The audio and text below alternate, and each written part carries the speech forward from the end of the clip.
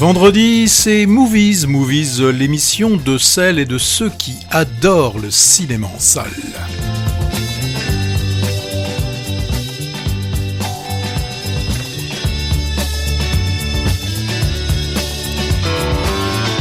Fidèle au poste, l'ami Hervé Brie. Bonjour Hervé. Bonjour. Et derrière le micro également, Patrick Servel, mon poteau, maître des potomètres et des branchements divers et variés. Et Movies, c'est pas que le vendredi, c'est tous les jours.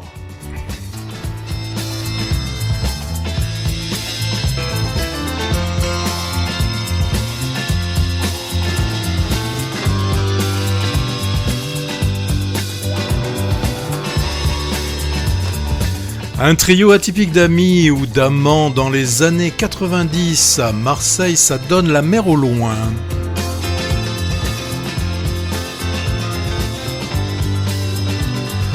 Une exploration d'une relation père-fille. Le père, c'est le cinéaste Luigi Comencini et sa fille, eh bien là, nous signe cet autobiopic familial.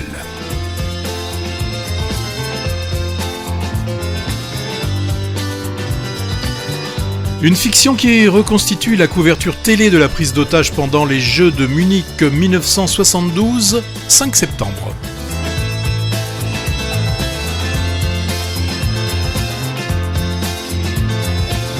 Un film fleuve qui raconte le parcours sur 30 ans d'un architecte hongrois rescapé des camps, émigrant aux États-Unis après-guerre.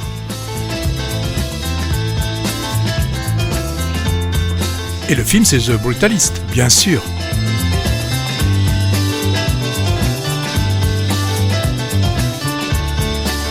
L'Islande entre deux couchers de soleil, ça donne When the Light Breaks. Comment survivre 2 ans dans 12 mètres carrés, c'est la vie devant moi. Et après Londres, retour à la maison, retour pour Paddington et retour au Pérou.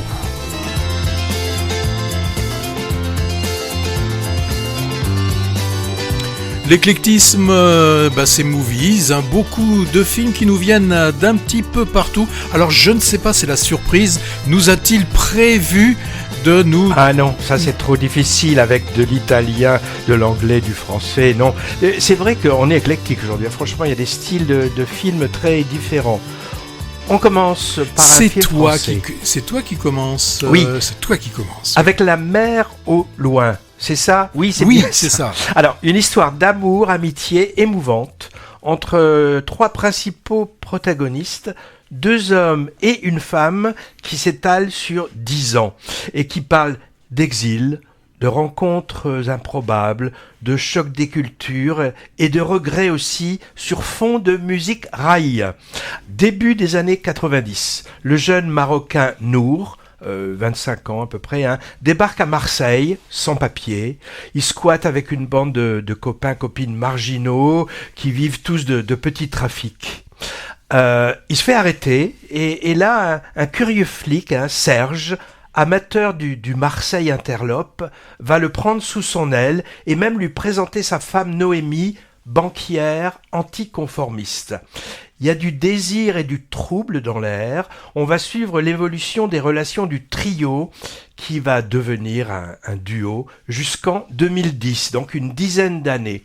Grande ampleur narrative avec cette fresque originale qui mêle plutôt adroitement plaisir et liberté avec le désenchantement et la mélancolie, et souvent rythmée par des scènes de musique et de danse. On ne sait pas trop où le récit va nous emmener, et c'est l'une des forces du film, loin de tous les clichés sur l'immigration, l'exil, l'intégration par exemple, et sur la sexualité aussi. Oui, je disais, on se demande où le récit va nous mener parce qu'on voit beaucoup de films quand même où tout est cousu de fil blanc et on devine la fin des fois après 10 minutes. C'est pas le cas ici. On a 3 acteurs magnifiques qui arrivent petit à petit à rendre attachant leurs personnages, pas forcément sympathiques au début d'ailleurs. Un nouveau venu, du moins pour moi, je l'ai jamais vu avant. Il s'appelle Ayoub Greta en Nour, de plus en plus émouvant à mesure qu'on le voit se construire sentimentalement et moralement. Grégoire Collin, on le connaît plus celui-là, en flic pour le moins atypique, un rôle assez casse-gueule dont il se sort haut la main, et enfin Anna Mougalis, et sa voix d'outre-tombe, en superbe femme libre. La mer au loin est d'un réalisateur et producteur d'origine marocaine, qui s'appelle Saïd Hamish, issu de la Fémis, j'ai vu, et je suppose, je sais pas, vu l'impression de sincérité du propos, qu'il y a peut-être un côté autobiographique dans ce récit, mais après tout, j'en sais rien et je m'en fiche un peu. C'est son second long métrage. Alors, ce titre, La mer au loin, moi, j'ai pas trop compris. Elle est pas très loin, la mer, qu'on soit à Marseille. Quand on est à Marseille, oui. Ou pour une partie du film également à Casablanca. Bon, elle est là, la mer. À noter, encore un film avec des personnages issus de pays musulmans, mais où la religion est totalement absente du tableau. Et où on boit beaucoup également. C'était aussi le cas récemment de l'Iranien Mon gâteau préféré, du franco-marocain Everybody Loves Touda ou du turc Crossing Istanbul. Alors sans doute un désir assumé de jeunes réalisateurs ou réalisatrices de montrer à l'écran une émancipation vis-à-vis du carcan religieux et de ses interdits. Donc voilà pour ce chaleureux et poignant La mer au loin, sorti il y a quelques semaines déjà, mais encore un peu à l'affiche dans les cinémas indépendants. N'hésitez pas à vous faire un petit rail. Voilà, tu as terminé. Oui, alors maintenant, on va au Pérou, on va où ? Ah non. Non, là c'est la un vie... autre film français des années 40-50. Oui, la vie, qui se passe dans les années 40-50. Pendant la guerre. Et ça s'appelle La vie devant moi. On est, tu viens de l'indiquer, en 1942 à Paris. Et là, évitant de justesse la sinistre et connue rafle du Veldiv, on a Toba, une jeune fille, qui doit quitter avec ses parents l'appartement qu'ils occupent depuis plusieurs années. Alors, on va avoir une famille de ceux qui plus tard on appellera les justes, qui va leur proposer l'hospitalité en leur proposant une chambre de bonne au 6e étage, 12 mètres carrés pour 3, avec comme mot d'ordre « Ne faites pas de bruit » car tout le monde ne se comporte pas aussi bien que cette famille. Et le seul moyen, la seule vision qu'ils pourront avoir de la ville, ce sera à travers cet œil de bœuf qui leur donnera donc cette vision où le père sera... pendant toute cette période, va rester derrière comme un observateur. Et en incrustation, on va avoir un conteur. Alors un conteur, pas quelqu'un qui raconte, mais un conteur qui compte les jours. Et là, on va avoir un conteur qui va nous indiquer au fur et à mesure les jours qui passés dans cette chambre de bonne. Alors les saisons vont défiler. Alors on le verra marqué soit par le froid, sous des toits zingués et mal isolés quand on est en hiver, ou au contraire avec une chaleur suffocante pendant les jours de l'été. Alors c'est pas évident de traiter un tel sujet. Surtout que ça a déjà été traité. Oui, mais le film est inspiré d'une véritable histoire, d'une jeune fille qui restera près de 2 ans cachée dans une chambre de bonne. Bien évidemment, on pense au journal d'Anne Frank, mais là, heureusement, la fin est connue dès le début, puisqu'au début du film, on voit la femme qui a servi de modèle pour ce film, elle est interviewée. Alors, décor quasi unique, on a quelques scènes à l'extérieur, mais quasiment tout se passe dans cette pièce.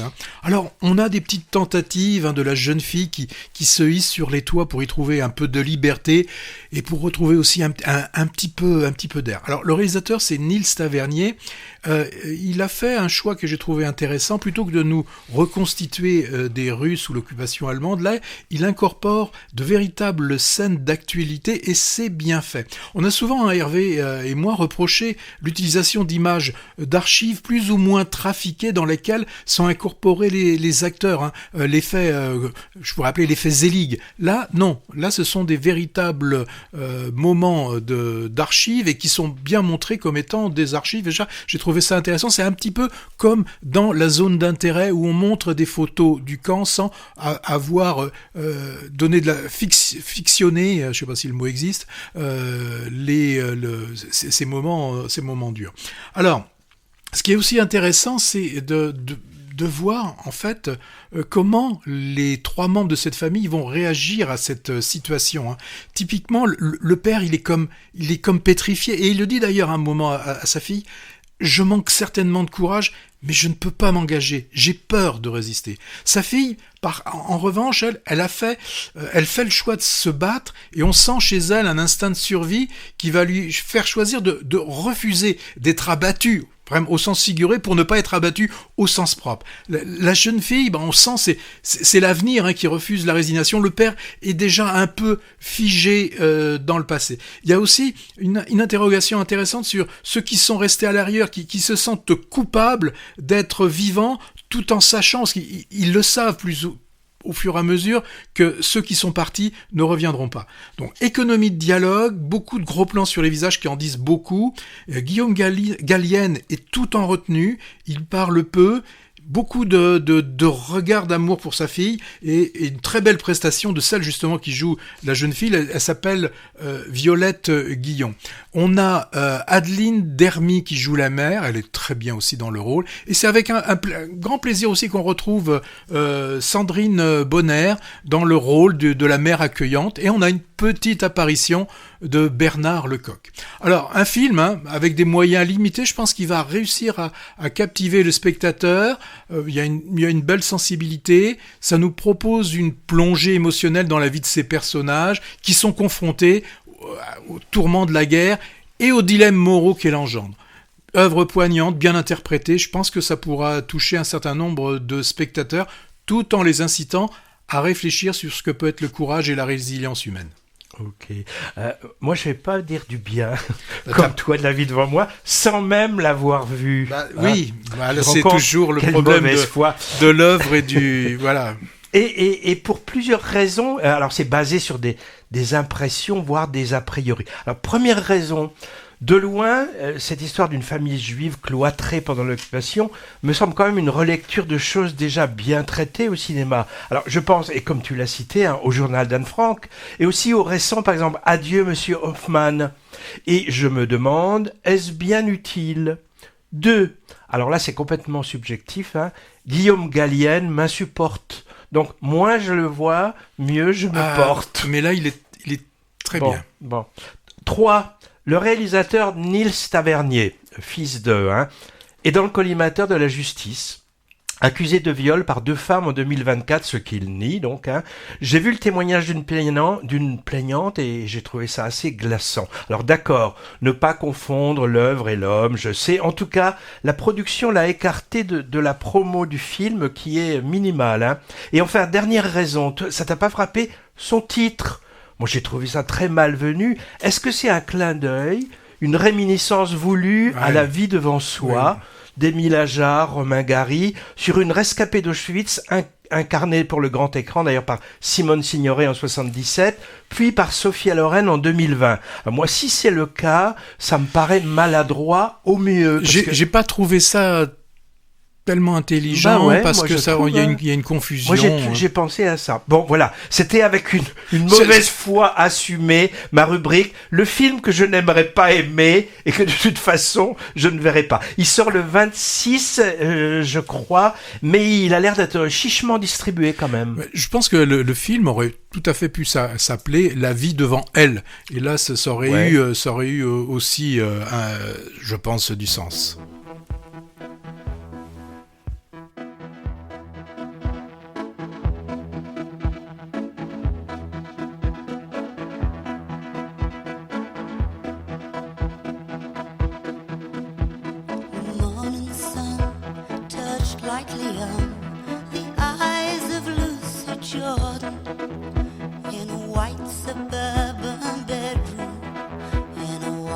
Suburban town, as she lay there neath the covers, dreaming of 1,000 lovers, till the world turned to orange and the room went spinning round.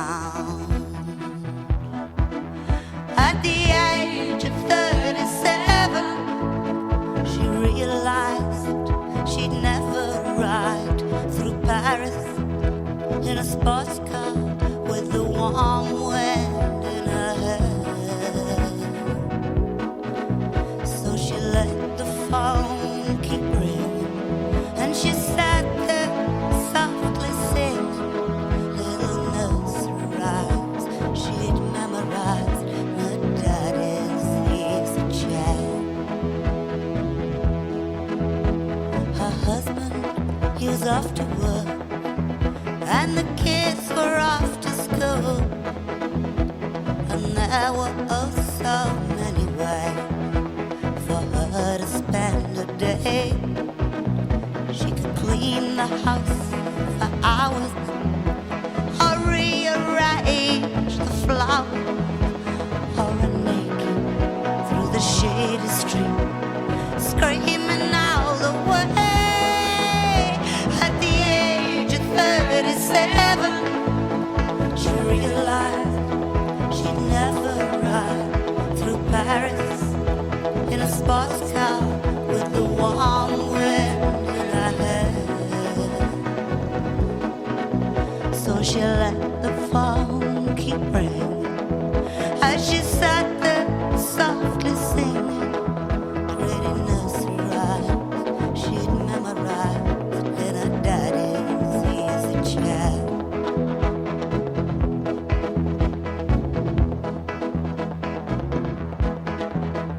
The evening sun touched gently on the eyes of Lucy Jordan on the rooftop where she climbed when all the laughter grew too loud.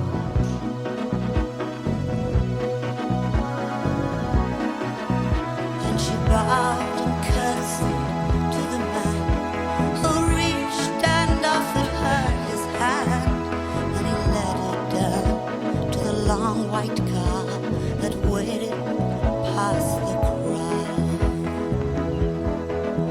At the age of 37, she knew she'd found forever as she rode along through Paris with the warm wind in her hair.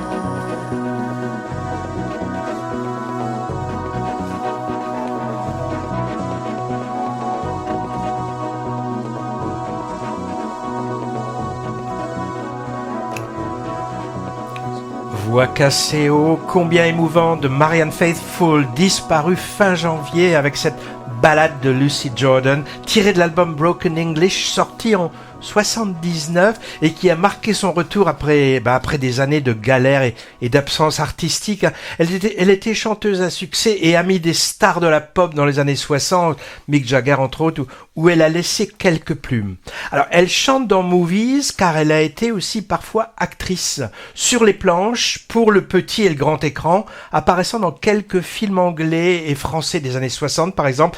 Elle pousse la chansonnette dans Made in USA de Godard et dans Anna de Gainsbourg aussi. Et puis une curiosité de 68, moi je l'ai pas vu, ça s'appelle La Motocyclette, c'est d'un certain John Cardiff et c'est avec Delon. Le film devait être présenté à Cannes en 68, c'était pas la bonne année pour présenter un film. Et dans les années 2000, elle a eu des petits rôles chez Patrice Chéreau, Sofia Coppola ou Gus Van Sant. Moi je peux mentionner aussi un film que j'avais vu qui était assez étonnant, Irana Palm en 2007, film où elle tient le rôle principal d'une veuve de 60 ans qui devient travailleuse du sexe pour payer des soins médicaux à son petit-fils. Succès de l'autre côté de la Manche, mais pas trop par chez nous. Donc en résumé, filmographie assez peu conséquente pour Marianne Faithfull qu'on préfère voir et écouter chanter.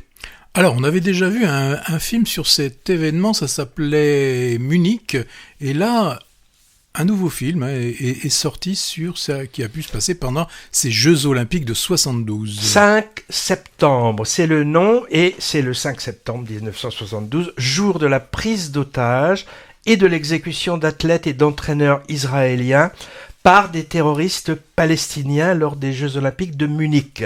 Alors, c'est vrai que la tragédie historique a déjà été traitée au cinéma, par des documentaires et par des fictions. Par exemple, oui, tu citais celle de Spielberg en 2005, Munich. Moi, perso, je l'ai pas vu. Et toi, Patrick? Non, j'ai pas vu. Bravo. Alors ça, c'est pas du tout professionnel, Patrick. T'es critique ciné officiel et t'as pas vu tout Spielberg? Et non, toi? Mais allô, quoi. Et toi? Bon, mais j'irai le voir. Mais je pense que ça raconte plutôt la traque des terroristes, d'après ce que j'ai lu, Munich. Bon, alors là, le réalisateur, il est suisse-allemand. Il s'appelle Tim Feldbaum et il a choisi de revenir sur les faits dramatiques, mais selon le point de vue de l'équipe de reporters sportifs de la chaîne de télé américaine ABC, qui se retrouva fortuitement à couvrir l'événement, tout simplement parce que leur studio se trouvait à quelques encablures du village olympique, avec vue sur les lieux du drame. Et aussi, ce qui est intéressant, c'était la première retransmission d'un live par satellite. Donc près de 1 milliard de spectateurs dans le monde entier étaient tenus en haleine alors qu'ils comptaient voir les Jeux Olympiques. On a donc une reconstitution d'un événement médiatique fondateur, sous forme de thriller audiovisuel. Il y a un petit côté 24 heures chrono, mais sans la technologie moderne, évidemment. Mais par contre, on a choix éthique fait dans l'urgence. Est-ce qu'on montre ou est-ce qu'on montre pas les images? Recherche d'exclusivité, négociation houleuse pour garder l'antenne à tout prix, recoupement aléatoire des infos, duplex laborieusement bricolé, alors transfert rocambolesque et développement à la va-vite des bobines filmées. Pas d'internet, ni de numérique pour tout ça à l'époque, bien sûr, ni d'ailleurs de caméscope, tout reposait sur de l'analogique avec caméra argentique, téléphone filaire, fax, talkie-walkie. On voit comment se fabriquer l'info à flux tendu à l'époque, à l'ancienne, quoi. Plus, autre problème, celui de la langue aussi, puisque aucun Américain sur place ne parle allemand. Donc, une grande partie de la compréhension des infos repose sur une stagiaire faisant office de traductrice. Et tout ça est montré de façon est monté aussi de façon haletante. C'est passionnant, d'autant plus quand on ne connaît pas ou qu'on ne se rappelle plus, ce qui était mon cas, des étapes et de l'issue de l'événement. Je sais même pas si j'étais né à l'époque d'ailleurs. Ouais, je crois. Bon, alors on n'a pas affaire ici à une grosse machine hollywoodienne. Le film a des ambitions, c'est sûr. Nous montrer finalement l'acte de naissance de l'info en continu. C'est un peu la matrice de l'espace médiatique sursaturé d'images dans lequel on vit en ce moment, mais sa facture reste modeste. À l'image de ses moyens, j'imagine, il se déroule presque exclusivement en huis clos, dans le studio télé, laissant les atrocités en arrière-plan, avec plusieurs images d'archives qui sont ici judicieusement intégrées à la narration. Et pas de star internationale non plus. J'ai quand même repéré 2 figures d'acteurs familières, et ça te dira quelque chose, Patrick. En traductrice improvisée, la professeure stressée du film allemand récent, La salle des profs, dont tu avais pensé beaucoup de bien. Elle s'appelle Léonie Benes. Et curieusement, j'étais surpris de voir là, un Français au casting, Zinedine Soilem, acteur prolifique, vu dans de nombreux seconds rôles, et qu'on retrouve par exemple dans pratiquement tous les films de Clapiche. Et puis j'ai vu sa bio, il est de Clermont-Ferrand, figure-toi. Donc, 5 septembre, recommandé pour tous les journalistes et tous les historiens des médias, mais pas que, parce que sinon ça ferait pas beaucoup de spectateurs. Et je crois que le film a un certain succès, parce qu'il reste à l'affiche, par le bouche à oreille, mérité. Par ailleurs, film nominé pour l'Oscar du scénario. Alors Patrick, je pense qu'on va en Islande, très loin, dans le froid. Ouais, et disons-le tout de suite, le film When the Light Breaks, c'est pas un film bien gai. C'est un film court, ça devient rare et j'adore les films courts. Celui-ci dure 1h22 minutes. Et donc ça fait à peu près 3 brutalistes. Enfin, un tiers de brutalistes. Ouais. Oui. Et là, pendant 7h22, on va suivre Una, qui est une jeune étudiante en art, qui va traverser une journée en Islande marquée par la disparition de son petit ami. La veille, les 2 jeunes jeunes s'étaient promis d'annoncer à leurs amis communs leur toute nouvelle histoire d'amour.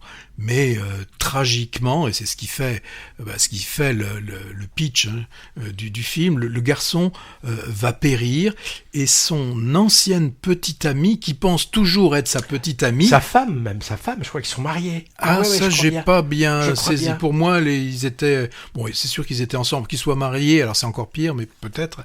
Et d'ailleurs, le garçon était parti pour aller annoncer à cette jeune fille qu'elle n'était plus la petite amie. Donc, le garçon disparaissant, la petite amie officielle, allais-je dire, vient pour les obsèques. Et donc, Oona, la nouvelle petite amie, elle va devoir garder ce secret et impossible pour elle de vivre. Alors le vivre, bien évidemment, je le mets entre guillemets, impossible pour elle de vivre son deuil. Toute l'empathie étant accaparée, et on peut le comprendre légitimement, par l'ancienne petite amie. Alors le film est délimité par 2 couchers de soleil, parce que le film tient dans une journée. Alors When the Light Breaks, c'est autant la lumière qui se casse, qui cesse, qui s'éteint quand disparaît un être cher, mais c'est aussi le soleil qui peut disparaître au lointain sur la ligne d'horizon. En tout cas, c'est comme ça que j'ai entendu le titre du film. Je ne sais pas si c'est le titre original d'ailleurs. Si, il y avait un seul mot en islandais pour le titre original. C'est le titre, on va dire, c'est le titre international en tout cas. Donc une vie qui disparaît, mais la vie va devoir continuer pour tous ceux qui vont rester. Et c'est ça, je pense, qui est très intéressant, c'est comment de voir comment on voit comment va réagir Oona qui se retrouve projetée dans ce groupe d'amis, dans le groupe d'amis du disparu. Alors certains savent, certains ne savent pas, certains devinent, et là on va voir comment eux aussi, les amis qui sont tous des jeunes, vont pouvoir vivre leurs ressentis et leurs réactions face à cette disparition. Donc il y a un très beau travail d'analyse sur ce qui en fait différencie chacun d'entre nous lorsqu'on est confronté à un drame. Et là, on voit ces jeunes, ils ont des réactions qui sont différentes. Certains vont quasiment refuser, d'autres vont se noyer, et c'est le cas de le dire, dans l'alcool. Bon, vous me direz, c'est en Islande, il faut bien faire quelque chose. Et voilà, c'est un élément assez intéressant du film. Et bien sûr, pour Oona, on va la voir, mais vivre émotionnellement des vraies montagnes russes pendant ces 1h22. Alors, la jeune actrice, elle s'appelle Eileen Hall, et je trouve qu'elle est particulièrement remarquable. Elle apporte une profondeur et quelque chose d'authentique à son personnage. Alors, certains pourront reprocher, même qu'en durant qu'1h22, le film peut être lent par moments, assez introspectif, assez froid, mais moi je trouve qu'il réussit néanmoins à nous toucher, nous les spectateurs, d'abord par une beauté visuelle et puis justement par cette exploration sensible de ce qu'est la confrontation au deuil. Ouais, encore une comédie poilante venant d'un pays nordique, l'Islande. Bon, alors l'ironie est mal placée parce que c'est un très beau film. Moi j'ai pensé, je l'ai dit, toi tu m'as pas répondu, donc t'es peut-être pas d'accord, à une sorte de Bergman contemporain quand même. Moins chiant. Alors, son histoire très simple est mise en scène avec une grande sobriété formelle. Donc, film sur le deuil. Moi, j'ai vu ça comme un requiem, finalement. Requiem pour un ami, un amant. Et l'aspect est accentué par une bande musicale très hiératique, solennelle. Et surtout, le film nous montre des relations humaines très très forte. La fraternité entre le groupe de jeunes, je l'ai trouvée bouleversante. Et je pense aussi à un épisode père-fille absolument magnifique, moi qui m'a tiré les larmes. S'il te plaît, je voudrais aller à Bayeux. Je l'ai bien vu dans la lampe d'Aladin. Je retiendrai de place dans l'avion, très loin du son des accordéons, et je t'aime. Caresse-moi. Le matin, on ira voir l'eau de Bayeux. Il n'y a pas d'orage l'ouragan, c'est un mot payant. Les jours de pluie, ça n'existe pas. Les jours de pluie ne reviendront pas. Et je t'aime, caresse-moi.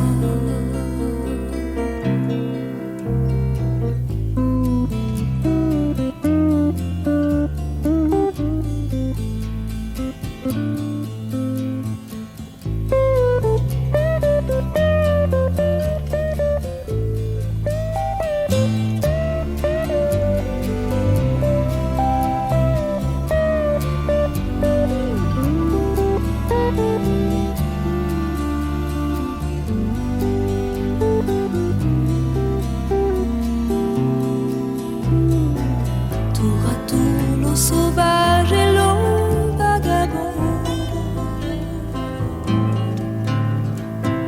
viendront faire près de toi le chemin de ronde.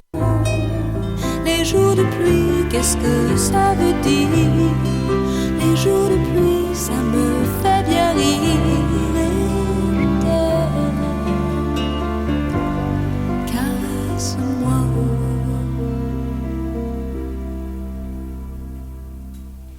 Véronique Sanson, Bahia, entendu dans la bande musicale de La Pampa, dont Patrick a parlé la semaine dernière en bien, hein, je me souviens. Alors, Tu l'as vu, toi? oui, tu as aimé je l'avais aussi. vu même il y a Oui. très longtemps.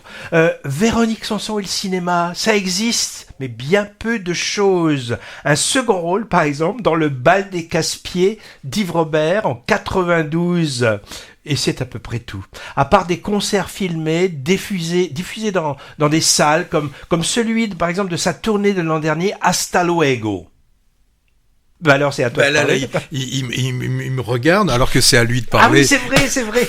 C'est Alors- lui qui doit parler. Il y a un conducteur, faut le suivre. Bon, d'accord. Après l'Islande de tout à l'heure, l'Italie maintenant, avec Prima la Vita, la vie d'abord, la vie avant tout. Sous-entendu, avant le cinéma. Le titre est explicité dans une très belle scène montrant un tournage de film. Il s'agit d'un portrait d'une relation père-fille fusionnelle sur 3 époques, et ça commence au début des années 70. Première partie, à mon avis la plus réussie, le papa aimant est un cinéaste reconnu qui élève seul sa petite Francesca adorée dans une grande maison de Rome, à l'écoute, humaniste, fantasque, mais exigeant en même temps. Il n'y a personne d'autre qu'eux, on a l'impression, hein. Pas de maman, pas d'amis pour lui, ni de camarades pour elle en vue. Éducation presque en autarcie, et puis la petite fille se promène sur les tournages du papa, émerveillée, sans forcément tout comprendre de ce qui se passe, de beaux moments truffés de scènes magnifiques, oniriques. Ensuite, années 70-80, la fillette est devenue ado, et là, ça se gâte. Je n'en dis pas plus, mais ce sont des moments difficiles. Et enfin, dernière partie avec la femme adulte, devenue cinéaste elle-même. Le père a vieilli, Parkinson est suggéré, et les rôles commencent à s'inverser. Alors, ce personnage du père n'est pas n'importe qui, hein. Je le dis maintenant, mais on le sait dès le début du film, il s'agit de Luigi Comencini, grand cinéaste italien de l'enfance, mort en 2007, qui a vu le déchirant L'Incompris, se souvient sans doute d'avoir beaucoup pleuré, Patrick me le rappelait encore tout à l'heure. Mais dans L'Argent de la vieille, du même, on rigole. Alors on rigole jaune, hein, parce que c'est cruel, mais on rigole. Et Prima la Vita est signé de sa propre fille, Francesca Comencini, donc second personnage du film. Donc vous l'aurez compris, autobiopique familial, tendre, mais pas que. On sent quelques comptes à régler, et d'abord peut-être avec elle-même. Alors c'est un exercice évidemment casse-gueule, hein, et qui peut prêter à raillerie en évoquant népotisme et narcissisme, mais soyons magnanimes, hein, la fille a du talent aussi. Soignons Magnani, non. Magnanime, Magnani, Anna Magnani, ah, elle est pas mal celle-là. Alors, cette Francesca Comencini, elle a au passage évacué du récit ses 3 sœurs. Elle avait 3 sœurs et sa mère, elle n'était pas du tout élevée par son père seulement, pour se concentrer sur un face-à-face, alors parfois solaire, parfois étouffant avec le père. Son film hommage à son célèbre géniteur se double d'un hommage à son cinéma, avec des reconstitutions superbes de scènes de tournage, en particulier lors de son adaptation des aventures de Pinocchio. Et on est là en pleine comédie italienne telle qu'on les aime ou telle qu'on les a aimés. Et puis plein d'extraits d'autres films jalonnent le récit, du muet par exemple à la Méliès, du Rossellini, des extraits de Piala et d'autres. Alors encore un film sur le 7e art, me direz-vous, comme il en existe déjà beaucoup finalement. Un des derniers en date, tu te souviens Patrick, c'était Spectateur d'Arnaud de Pléchin, sorti il y a quelques semaines et qu'on aurait pu mettre dans notre rubrique les films qu'on aurait aimé avoir aimé, mais qu'on n'a pas aimé. Car alors celui-là c'était confus, nombriliste et puis rempli de lieux communs aussi. Bon, alors même si j'ai beaucoup aimé Prima la Vita, puisque qui aime bien châtie bien, je tiens à signaler 2 choses qui m'ont un peu dérangé. Dans la deuxième partie, où l'adolescente est attirée par des marginaux et la drogue, j'ai déploré que les jeunes de l'époque ne soient pas vraiment gâtés par le scénario. Ils sont à peu près tous montrés comme des zombies sans consistance, ni jugeote, applaudissant par exemple aux exactions des Brigades Rouges. L'actualité italienne des années de plomb est parfois évoquée à la télé, comme l'enlèvement, par exemple, d'Aldo Moro au printemps 78.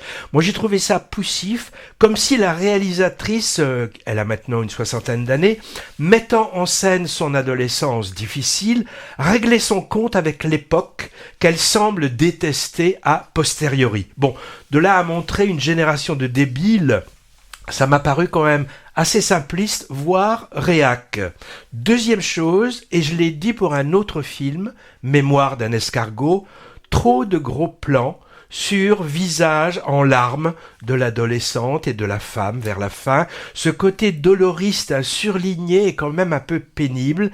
L'actrice pleure bien, ou alors les oignons n'étaient pas loin, mais je vois mal l'intérêt de ça. Chantage émotionnel facile, trop voyant, voire voyeuriste, et qui fonctionne plus pour moi. C'est même contre-productif. Bon, alors autrement, l'actrice Romagnana Maggior Vergano est très bien en Francesca. Comme il l'a bien dit. Tu sais, tu la connais, elle jouait la fille du couple dans le grand succès italien de l'an dernier, la comédie dramatique en noir et blanc, Il reste encore demain. Comencini père est interprété par un excellent acteur, alors peu connu de ce côté-ci des Alpes, qui s'appelle Fabrizio Gifuni, ou Gifuni, je sais pas. Alors, à noter, ça c'est intéressant, le titre original n'est pas du tout Prima la Vita, c'est le titre international. En italien, c'est Il tempo che ci vuole, le temps qu'il faut, qui fait écho à une certaine réconciliation. Ouais, mais c'était trop dur à prononcer. Oh, c'est joli, il tempo che ci vuole. Ah oui, c'est beau, c'est beau. Mais Prima la Vita, c'est joli aussi. Alors, moi, je vais vous parler de quelque chose qui est beau aussi, qui est sympa, oui. Alors, si vous allez à Londres, impossible de ne pas trouver une peluche de Paddington. Même, vous pourrez trouver une statue de ce héros de la littérature enfantine anglaise, aussi connu peut-être et certainement que Sherlock Holmes ou la famille royale. Alors, il y avait eu un moment où ils avaient fait un film avec la reine qui recevait Paddington à boire du thé. Alors, on le savait peut-être pas ou on l'avait oublié, Paddington est né au Pérou. Et dans ce 3e opus de la série, je le rappelle, qui mélange acteur en chair et en os et l'ours en pure animation. Et là, une fois de plus, en 3 plans, on oublie qu'il s'agit d'une animation et Paddington devient un personnage, j'allais dire, réel, tellement le rendu est bien fichu. Alors, c'est un film qui va ravir les petits et les grands. Dès les premières minutes, on est vraiment, on nous emmène dans un univers enchanteur avec Paddington toujours attachant et qui là se lance dans une nouvelle aventure. Souvent, il faut à un moment donné, et dans beaucoup de films, quand on fait des suites, il faut inventer quelque chose. Là, il va retourner au Pérou pour aller rechercher une tante disparue. Bon, le scénario a pas tellement d'importance. ce qui est intéressant, c'est de voir tous ces paysages magnifiques, ces cascades, ces torrents. C'est vraiment bien foutu parce que ça mêle humour, émotion, suspense, avec bien sûr en fond des valeurs de famille, d'amitié, de solidarité. Donc c'est divertissant, mais donc c'est aussi touchant. Alors les acteurs, qu'ils soient humains ou numériques, sont tous impeccables, avec une mention spéciale à Guillaume Gallienne, je sais que tu n'aimes pas, mais qui prête sa voix et c'est très bien au niveau de la voix. Il apporte une douceur et vraiment. Donc on le voit pas. Ça non, va. une certaine innocence qui sont assez irrésistibles. Alors il y a ce qu'il y a de bien aussi, c'est que dans ce genre de film, je l'ai dit, c'était pour les petits et pour les grands. Alors c'est marrant dans la salle parce que il y a des moments où c'est les tout petits qui rigolent. Après on sent, c'est un peu comme dans une chorale. On sent d'abord les voix les plus aiguës, après ça monte, et puis on a les parents aussi qui sourient par moments. Et puis ce qui est très drôle, c'est qu'il y a des petits pastiches de scènes de films. Il y a un moment donné, par exemple, on les voit, ils sont sur une superbe prairie dans les montagnes, et là tout de suite on voit c'est la mélodie du bonheur. Mais ça, les enfants comprennent pas. Ça. Non, mais justement, c'est ça l'intérêt, c'est que pour les plus anciens, les plus vieux, les comme moi, quoi, eh ben, on peut aussi retrouver des scènes de films de l'enfance. Donc, pour moi, c'est un film qui est bien fichu, avec de bons sentiments, voilà. Alors. Il y a toujours là-dedans, on rajoute, il faut des méchants ou des pseudo-méchants. Et là, la méchante, c'est Olivia Colman, qui est en bonne sœur d'ailleurs. C'est celle qu'on avait aperçue aussi dans un rôle très drôle dernièrement. C'était dans Scandaleusement Vôtre, où elle envoyait des lettres d'insultes assez détonnantes. On a aussi un qui a dû s'amuser à faire le film, c'est Antonio Banderas, là qui nous fait un conquistador de pacotille.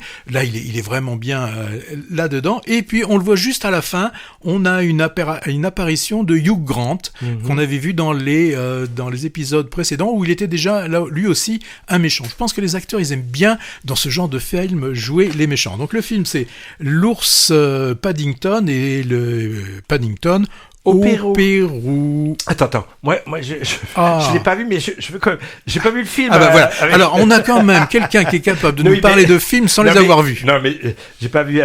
Moi, je ne vois que des choses sérieuses. Excuse-moi. Mais j'ai un scoop pour toi, Patrick. Tu sais le nom du prochain film de la franchise après les deux premiers et Paddington au Pérou? Non, tu sais pas. Peur. C'est Paddington et Jojo le Mérou. Oui. Le fameux Mérou de Cousteau, vedette du Monde du Silence, documentaire sur les fonds océaniques signé Louis Malle, Palme d'Or et Oscar du documentaire en 56. Paddington et le Mérou.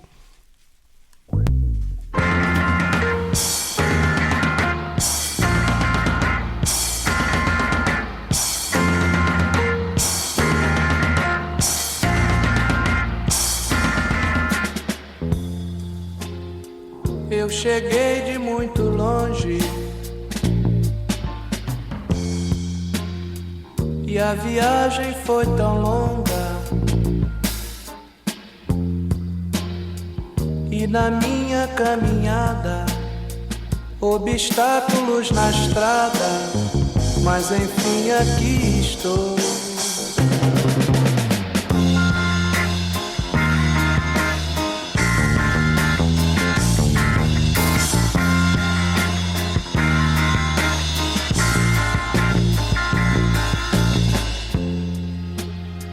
Mas estou envergonhado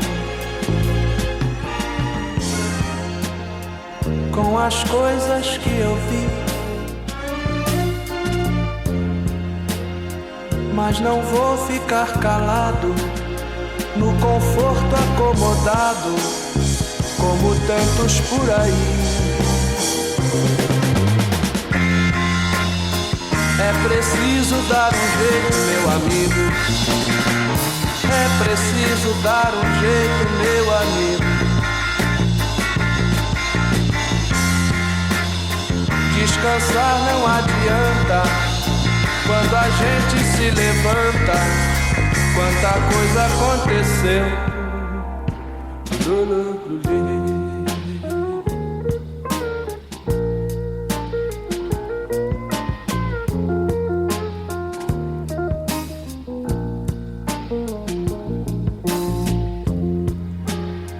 as crianças são levadas pela mão de gente grande. Quem me trouxe até agora me deixou e foi embora, como tantos por aí. É preciso dar um jeito, meu amigo. É preciso dar um jeito, meu amigo.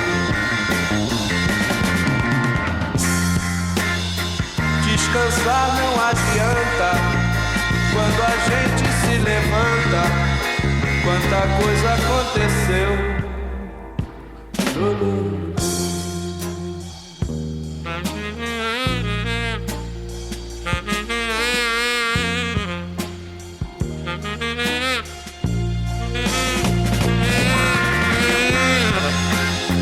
É preciso dar um jeito, meu amigo. É preciso dar um jeito, meu amigo. É preciso sim, é preciso sim, é preciso dar um jeito, é preciso dar um jeito, meu amigo. É preciso sim, é preciso dar um jeito, meu amigo. É preciso sim, é preciso sim, é preciso sim, é preciso dar um jeito, meu amigo.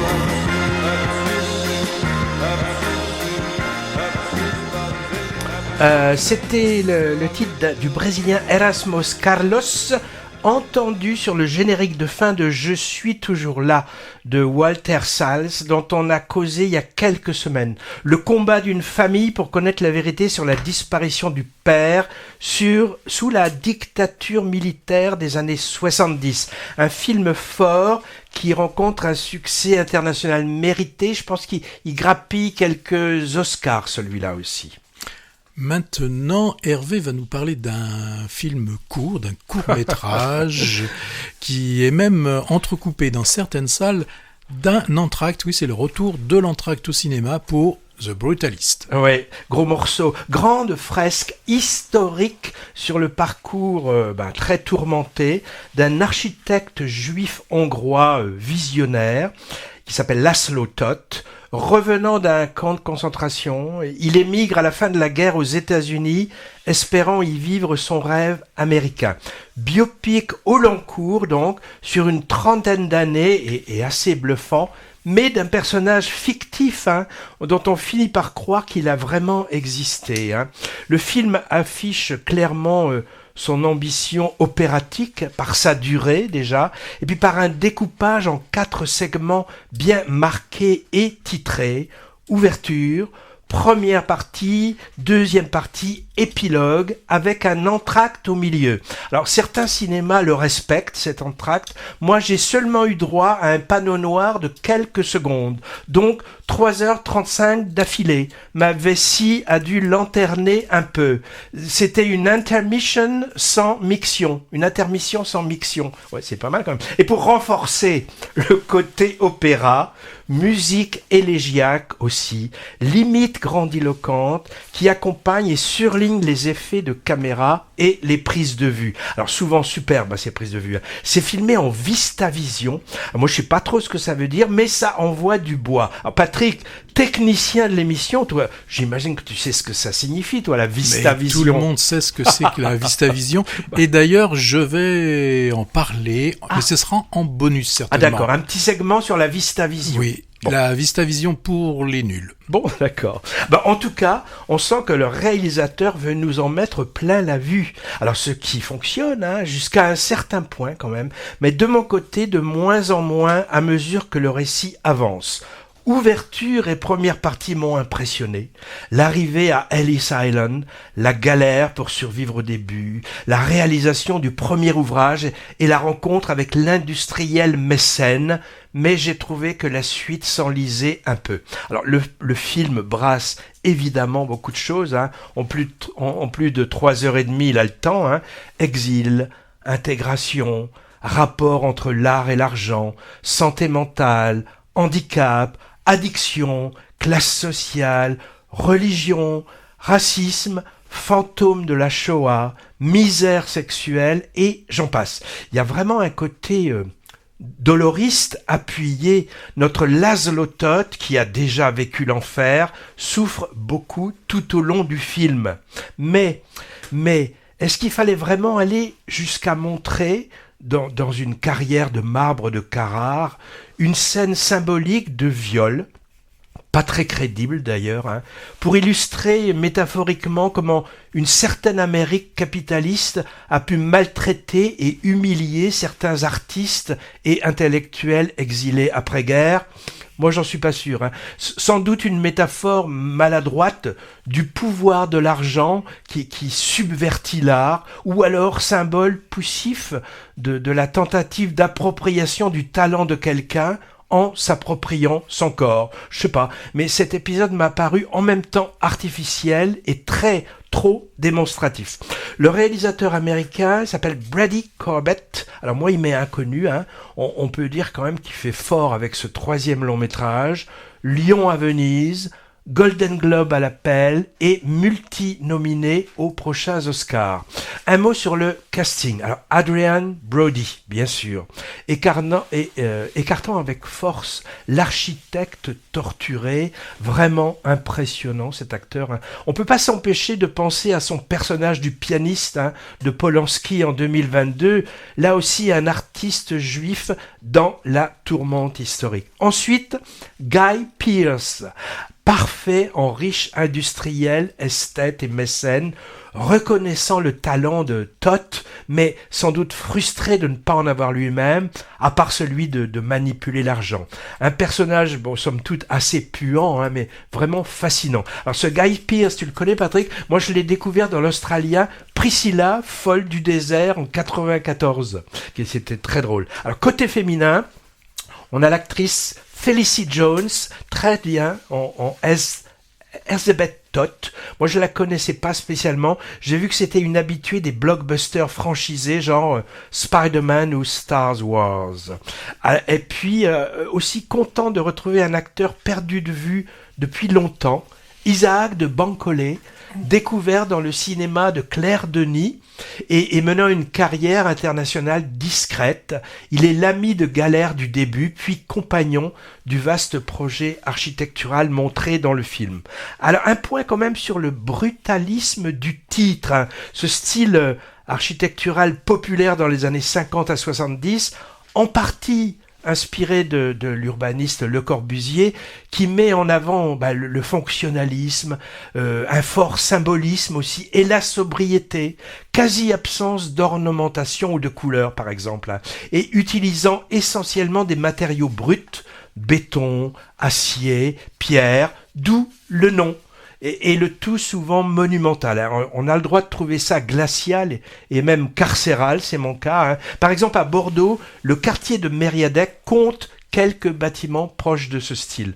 Alors ce brutalisme, le terme, je crois, est d'ailleurs à aucun moment employé dans le film, il me semble. Hein. C'est aussi une émanation du Bauhaus.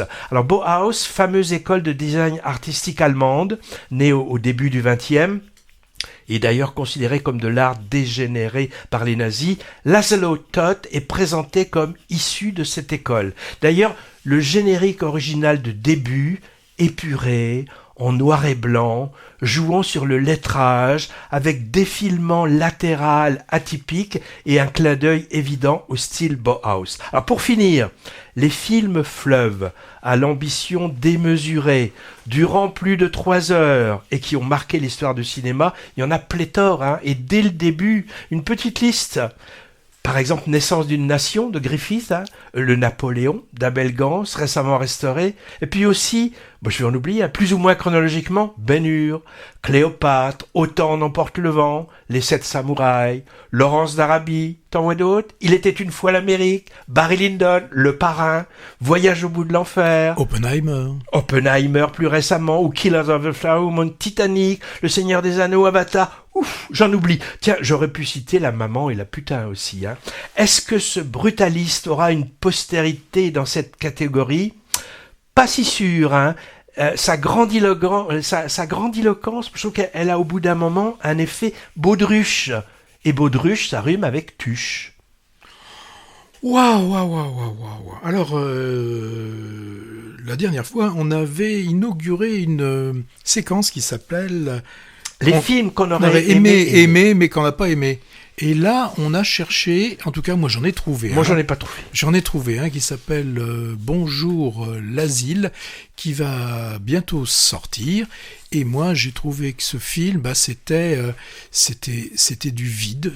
Il y avait absolument rien dans ce film. Mais il paraît que je fais partie de gens un peu bizarres, parce qu'il y en a d'autres qui ont trouvé ce film charmant. C'est un film utopiste. Bon. Alors là, juste avant de venir là, avant l'émission, moi j'ai vu la bande-annonce et ça m'a intrigué, ça m'a intéressé. Oui, mais tu connais les bandes-annonces quand même. Tu sais très bien qu'on peut se faire. Mais ça m'a l'air drôle, non ?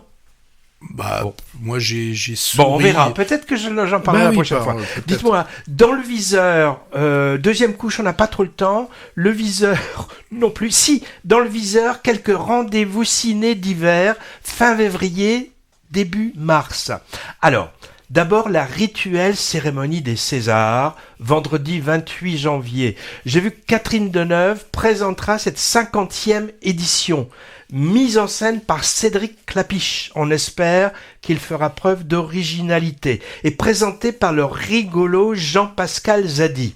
Parmi les films cités, alors je vais pas égrener la liste, on la trouve partout, on a parlé dans Movies de la plupart d'entre eux d'ailleurs. J'ai noté un outsider, multinominé, qui m'a agréablement étonné.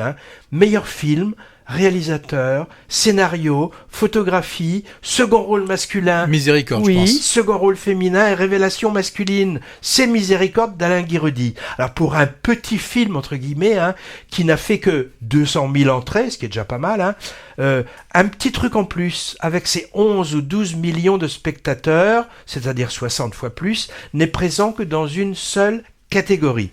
Autre Raoult, quelques jours après, les Oscars. Ça, c'est la nuit du 3 mars. Alors là aussi, pour ceux et celles que ça intéresse, voyez vos médias préférés pour la liste des prétendants à cette... qu'est-ce que j'ai dit ? C'est prétendants à cette vilaine statuette dorée. Mon chouchou, outsider aussi. Il est nominé 5 fois.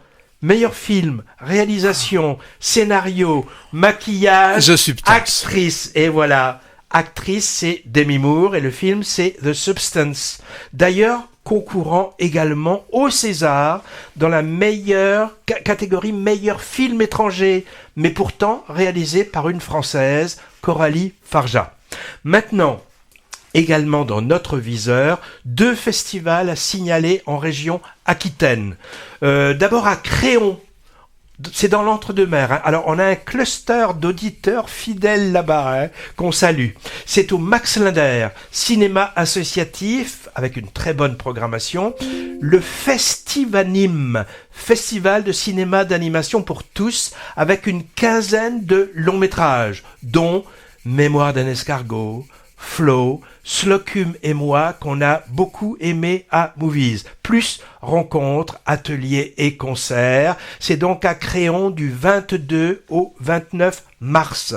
Ensuite, gros morceau pour petits et grands enfants au Jean Eustache de Pessac avec la 20e édition des Toiles filantes. Le festival ciné jeune public qui attire le plus de spectateurs en France, j'ai vu. Oui, thématique de cette année, à vous de jouer. Le jeu dans tous ses états, donc, avec pléthore de longs, courts et moyens métrages, et là aussi, ateliers, animation, rencontres, goûter. Bref, de quoi bien occuper intelligemment les enfants mollassons ou hyperactifs et leurs parents, grands-parents ou animateurs de centres de loisirs dépassés pendant les vacances scolaires. Voir le programme détaillé sur le site du Jean Eustache, qu'on met en lien dans notre podcast, puisqu'on est partenaire média de ce merveilleux temple du 7e art. On le flatte au passage. Il est temps de dire au revoir, j'entends le générique. Oui, au revoir. Alors, en bonus, il y a donc quelque chose sur la VistaVision. Peut-être intéressant Ce sera sur intéressant. la VistaVision. À la prochaine fois. À bientôt.